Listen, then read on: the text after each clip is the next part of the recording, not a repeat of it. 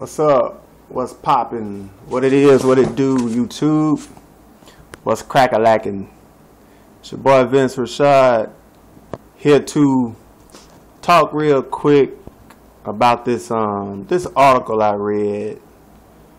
I was over at y'all may know this sister, she may not mind me using her name. I'm not gonna talk about her.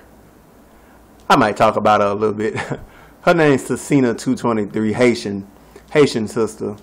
And, you know, for the record, I do have a cousin who is married to a Haitian. And they are one of the most successful couples in my family.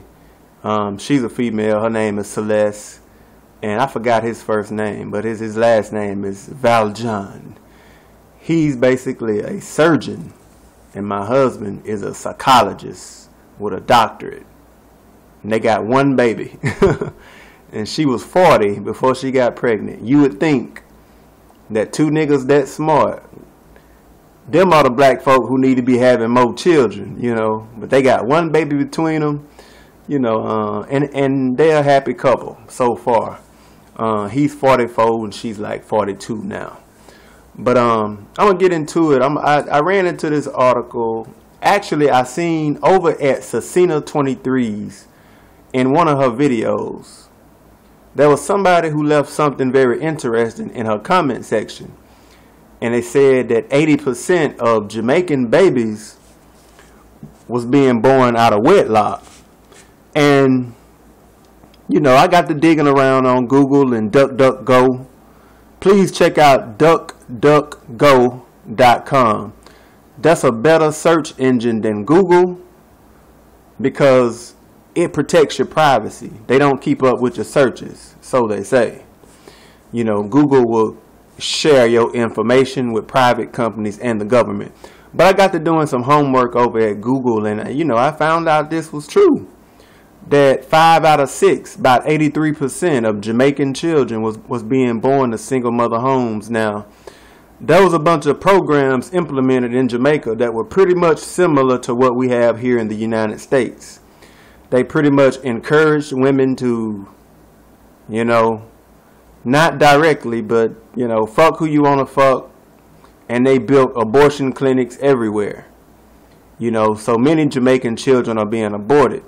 But what I found devastating, when I looked up these things also, was that there's only 24,000 marriages a year in Jamaica. And Jamaica has a population of about 2.7 million people. It's not that big of an island. It's about the size of the state of Connecticut. Actually a little bit smaller than the state of Connecticut. 2.7 million people, 24,000 marriages. And then, on top of that, Jamaica is one of the top places in the world, especially with black people, that black folk like to go to get married. Which is a downright irony. Because of those 24,000 marriages, 50% of them are basically, Americans usually, who just want to go to Jamaica and get married. So only 12,000 Jamaican marriages are occurring per year. And you know, that country is being overran. It is being plagued with gangs. And I believe that gangs are a direct result of single mother homes. Men go out and they try to find, they attempt to put together family constructs or something that resembles a family.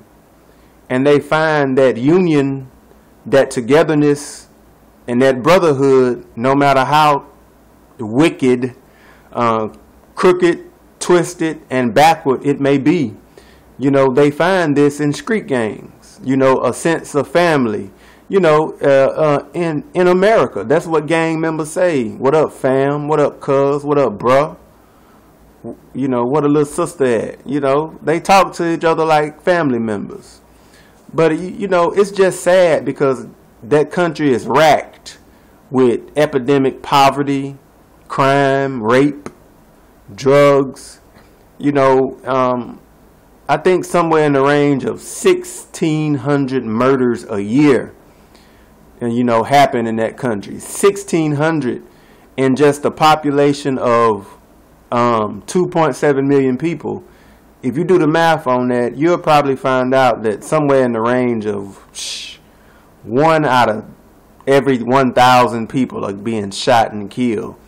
And in Kingston, Jamaica, 6 to 8 people a day are shot.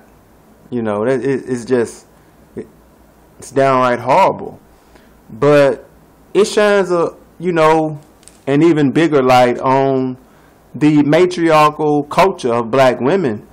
And it just shows that in this day and age that we living in, that single mother matriarchal culture just equals poverty. I mean, that's it. Poverty and dysfunction. And, you know, I've just seen videos of women over there. You know, check out the Jamaican gymnastic dancers. I mean, it's just outrageous. I don't mind looking at a black woman with some nice titties, and, you know, and a nice butt, you know, shake her thing, you know, but over there they just ridiculous with it. I mean, women all in the dirt, humping the dirt, laying on their back, you know, just humping, and, you know, it's like they fucking an invisible dick. And, you know, niggas be all up on them, and, you know, they do this thing where the guys hold them up and they legs be cocked wide open, and they be just imitating fucking, you know. It's just ridiculous.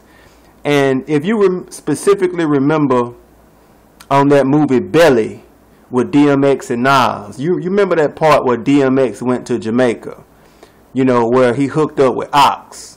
You know, Ox, who had the big shootout with all the brothers in the house, you know. He's like, I'm the real, you know, Jamaican Dandada. And, you know, he was, you know, shooting it out with them guys. You might remember the part where they went to Jamaica and you had all the little poor children running up to his car, you know, putting a gun right up next to the door. You know, it's just survival of the fittest amongst them children. And this is how matriarchy throughout the world, in these single mother homes, this is the crime that it commits against its boys. And it's sad, it's pathetic, and it's miserable. And, you know, I'm just speechless at this point, as you can probably tell. It is just so sad to me that our women, no matter where they are in the world, choose to live this way.